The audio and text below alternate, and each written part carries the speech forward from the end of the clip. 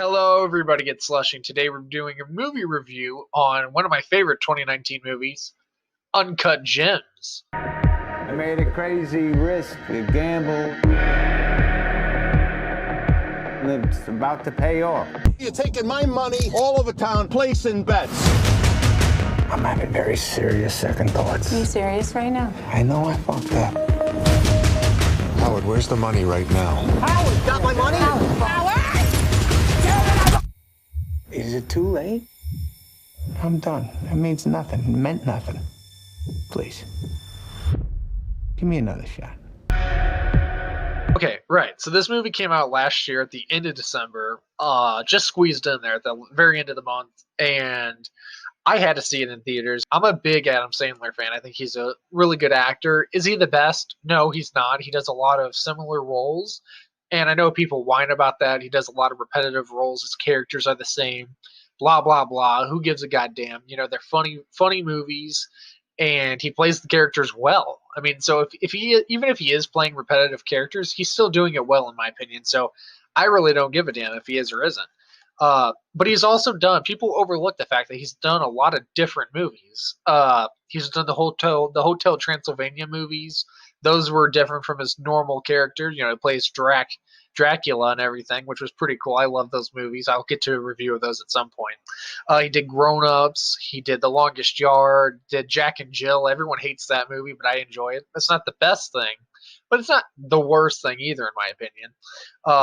And it shows how versatile he is for playing two characters, Jack and Jill, which I thought was incredible. I mean, it's obvious it's him, but at the same time, I really did enjoy the fact that he played both characters, and it's admirable that he played both characters. It takes serious effort, which to me brings me to the point about Uncut Gems in the character of this movie, Howard Ratner. He plays Howard Ratner in this movie. He runs this jewelry shop, and essentially he's addicted to gambling, and he just has this hard-on for money. That's all he really cares about. Money, money, money, and you know, that's basically the movie. He gambles a shit ton and basically puts his entire life on the line to gamble. And it just shows you this crazy world of gambling and money-hungry bastards. This movie delivers. I mean, it's an A24 movie. A24 does no wrong. They make every good movie that you've seen come out in the last decade. Most like maybe there's a good chance it's probably come out from A24, who distributes nothing but the best, top of the line movies from A24.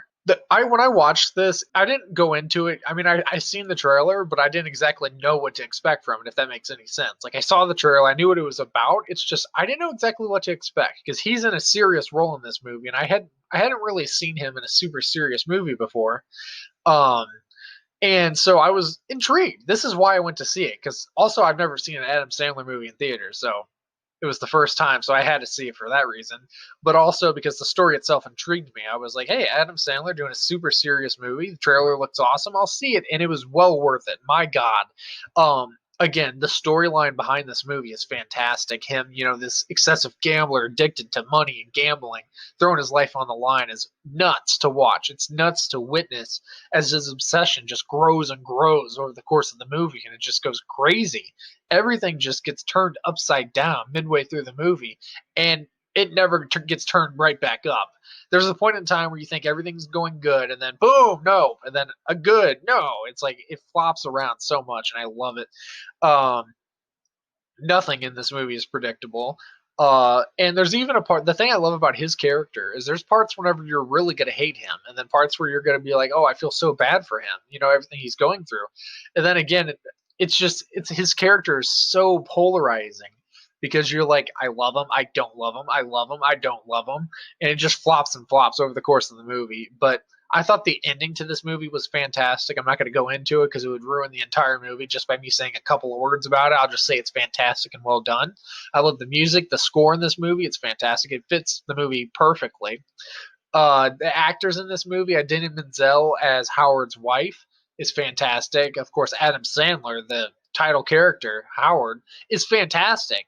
He really shows his acting chops in this movie. So if you're an Adam Sandler doubter or hater, watch Uncut Gems, and I guarantee you might not have the same opinion you have about him from his other movies, because this is way different than anything he's ever done before.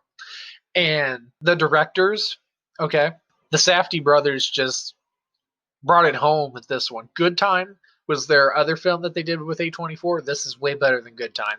I'd say it's not as intense, if that makes any sense. This one is very intense. It's just Good Time was super fucking crazy, like off the walls, batshit crazy.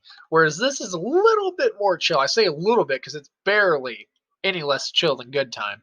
But this still will get your nerves going crazy. Your heart will be pounding out of just pure tension of what's in suspense of what's going to happen. And I love that. I rarely have I seen a drama movie where I'm like, holy shit, what's going to happen? And this nails it. So major props to Uncut Gems. What do I give Uncut Gems out of 10? Dude, I'm going to have to go ahead and give it a 10 out of 10. I don't really have any faults with this movie. Adam Sandler nailed it. That's Howard. All the other characters did their characters super well. The villains were really good, very hateable. You know, you really don't like them, and there's even a certain point, almost to the point where you, like I said, where you don't really feel for Howard, and more so you're like, okay, these villains have a point. You know, they have a point for doing this, and then again, it comes back around. You're like feeling sorry for Howard, but ultimately, the thing about this movie is everything was done perfectly to perfection. The Safdie brothers do not fail, and I can't wait for a third film from them. You know, like a major A24 third film. I'm pretty sure they've done something else before this. I don't remember the name of it. I just remember them being a part of a movie before this. But I'm really excited to see what the Safdie brothers do, and I hope to see Adam Sandler in more serious movies. The guy can seriously act, and I wish that his haters and doubters would actually watch this movie and don't just see him for him. Look at the character and watch what he does, because it's magic. It's magic on the screen what he does, and it shocked me a little bit. I mean, I'm a fan of him.